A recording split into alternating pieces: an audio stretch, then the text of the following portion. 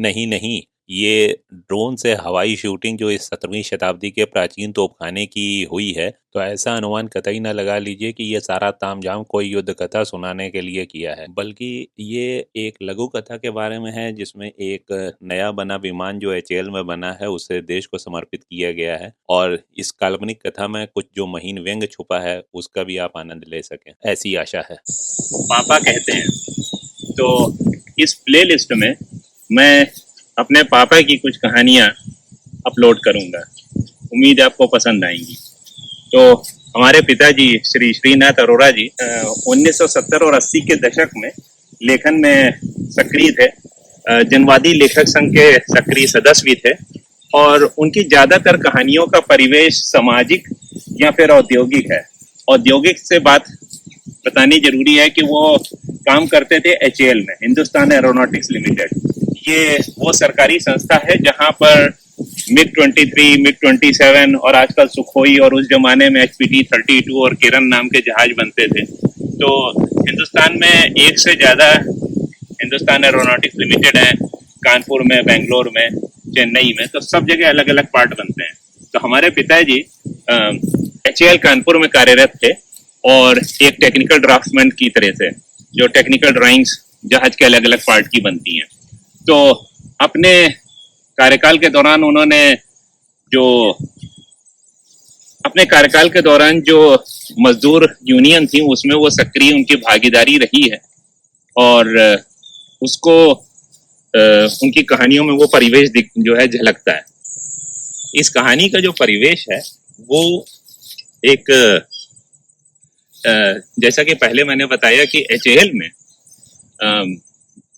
में जो एयरक्राफ्ट होते हैं वो डिजाइन होते हैं, रिपेयर के लिए भी आते हैं, लेकिन कर्मचारियों के लिए, सारे मजदूरों के लिए, सारे इंजीनियर्स के लिए और यहाँ तक कि जो उनकी टेस्टिंग करने वाले पायलट हैं उनके लिए बहुत ही गर्व की बात होती है कि जब पहली बार एक हवाई जहाज देश को समर्पित किया जाता है, पहली बार उसका उद्घाटन होता है।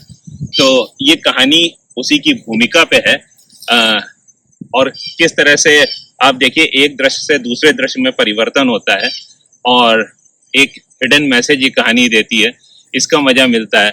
ये कहानी लिखी गई थी सन 1978 में और जब मैं इसका आखिरी सीन देखता हूँ और उसको फास्ट फॉरवर्ड करके हम लोग सन 2010 के दशक में आ जाते हैं, 2020 के दशक में आ जाते हैं, तो दिखता है कि सामाजिक राजनीतिक परिवेश कुछ बहुत ज्यादा नहीं बदले। तो आइए इस कहानी की ओर आपको ले चलते हैं। आइए सुनाते हैं आपको पापा कहते हैं कि प्लेलिस्ट में से एक कहानी जिसका शीर्षक है परीक्षण। तो जैसा मैंने बताया कि पापा एचएएल में काम करते थे, टेक्निकल ड्राइंग करते थे, तो परीक्षण कहानी बहुत ही मजेदार तरीके से ये परिलक्षित करती है कि कैसे एक माहौल दूसरे माहौल में बदल जाता है और उसके मायने अलग अलग समूहों के लिए क्या होते हैं। और इसके अंत में जो मेरा अपना निष्कर्ष है वो भी आपके साथ शेयर करता हूँ। तो परीक्षण कहानी शुरू होती है, एचएएल का प्रांगण है और एक विमान जिसका इस कहानी में नाम गौरव रखा गया है।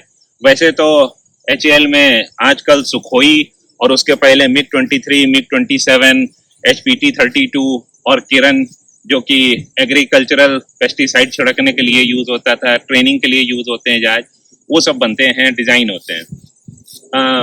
तो माहौल बहुत ही खुशगवार है, पन्नियां सजी हुई थी और गौरव नाम का जो जहाज था उसको आज देश को समर्पित किया जाना था। तो सारे कर्मचारी समूह इकट्ठा थे, रेड कारपेट बिछा था और जो उसके 4 पायलट हैं वो उसको रस्सियों में बांध के और खींच के ला रहे थे जैसे कि उस समय प्रथा होती थी।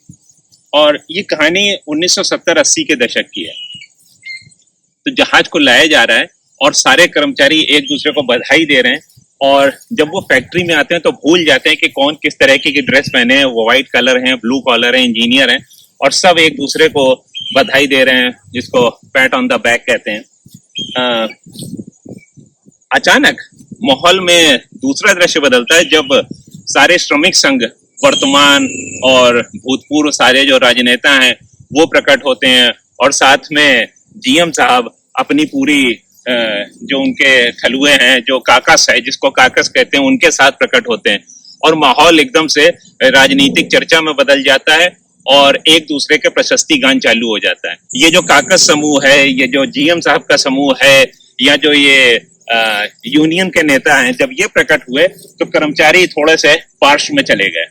और अभी अगला जो दृश्य परिवर्तित होता है वो दिखता है कि ये जो गौरव जहाज है, जहां इसका समर्पण किया जाना है, वहां तो पूजा सामग्री आ गई, नारियल आ गए, एक पंडित प्रकट हुआ, ऑब्वियसली जीएम साहब ने बुलाया होगा, और मंत्रोच्चार शुरू हो गया।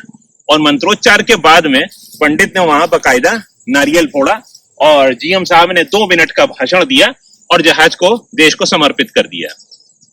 तो कहानी के आखिरी दृश्य में जो कर्मचारी हैं और साथ में पायलट भी, उनसे ये मंत्रोच्चार और नारियल का फोड़ा जाना और पूजा पाठ बर्दाश्त नहीं हुआ। क्यों?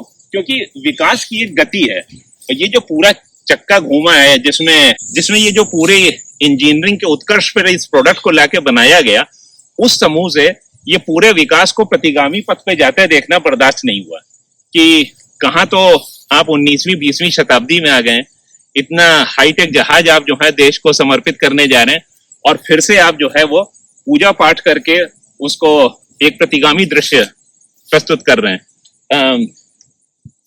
तो पायलट है नहीं तो जहाज उड़ नहीं सकता, तो मौसम खराब होने की सूचना जारी करके इस समारोह को वहीं पे स्थगित कर दिया गया और लड्डू बांट दिए गए। तो कथा यहीं खत्म होती है। तो मैं सोचता हूँ कि 1980 में लिखी गई ये कथा जो ये परिलक्षित करती है कि किस तरीके से एक पूरा खुशनुमा माहौल, और अचानक सारे कर्मचारी अपने आप को उस चीज से विड्रॉ कर लेते हैं। क्यों? क्योंकि उन्हें ये नहीं पसंद आता कि कैसे यहाँ पे इसको पूजा पाठ और पुरानी शताब्दी के प्रतीकों में बदल दिया जाता है। तो हम कितना चेंज हुए। सन 2010 में रफाल में नींबू टांगने तक, अब उसको भी बहुत से लोग उचित ठहरा सकते हैं कि नहीं हमारी संस्कृति है। खैर वो सब एक अलग बहस का विषय है। उम्मीद कहानी आपको पसंद आई होगी।